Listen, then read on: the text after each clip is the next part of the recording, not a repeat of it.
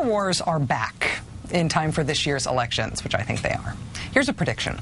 The next target, the next non-story that nonetheless induces Republican base outrage, the next cultural touchstone that shows how the liberal elitists want to ban fishing and Mother's Day and Cub Scouts and pie and all things American, and conservatives need to stand as a bulwark against that anti-American elitism.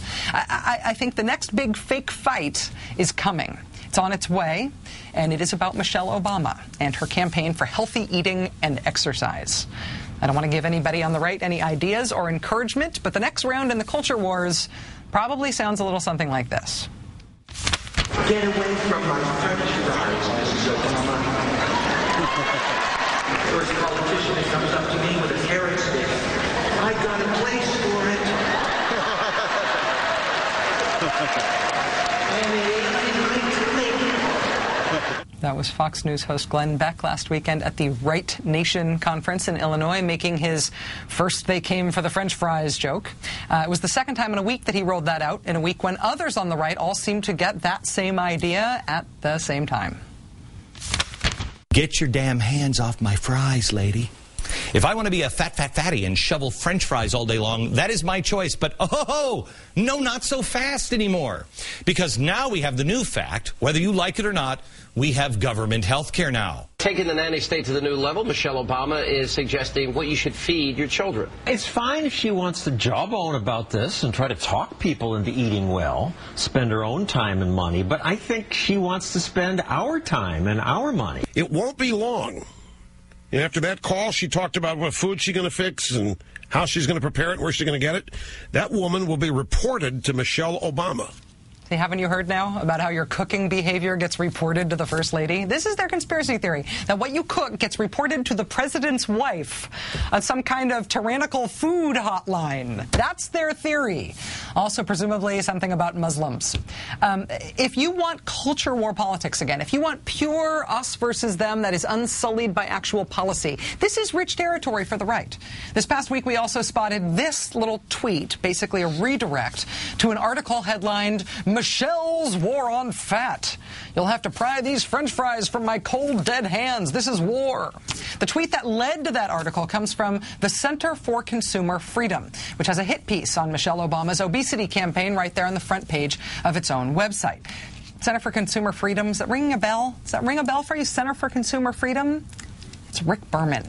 Rick Berman, of course, the lobbyist/PR guy who makes up fake nonprofit groups that promote stuff like tanning beds are good for you, and don't worry about mercury in fish. You can use that tuna to take your temperature one day. That's neat, don't worry.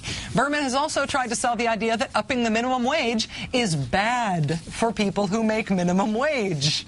Somehow. He also hates the Humane Society. Yes, the Humane Society. Rick Berman's MO is to create fake citizen groups that are really just his PR firm, and to make muddy the waters fake science, to give the impression that maybe trans fats actually clean out your arteries. Also, secondhand smoke is delicious. Drunk driving, not that bad.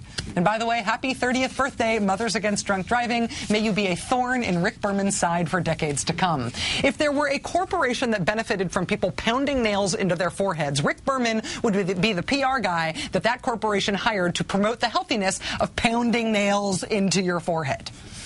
Given what Rick Berman's MO is, you are forgiven if you thought of Rick Berman and his black is white, day is night, down the rabbit hole corporate PR strategy last week when you heard that the Corn Refiners Association was trying to change the name of high fructose corn syrup into, instead, corn sugar.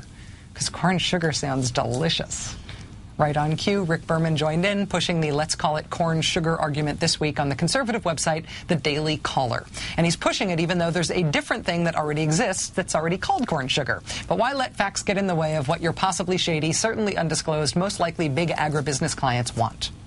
Another campaign Mr. Berman is working on now is sticking up for factory-farmed chickens after the recent giant salmonella outbreak attributed to eggs from chickens whose life conditions do not bear even the slightest weak-stomached contemplation.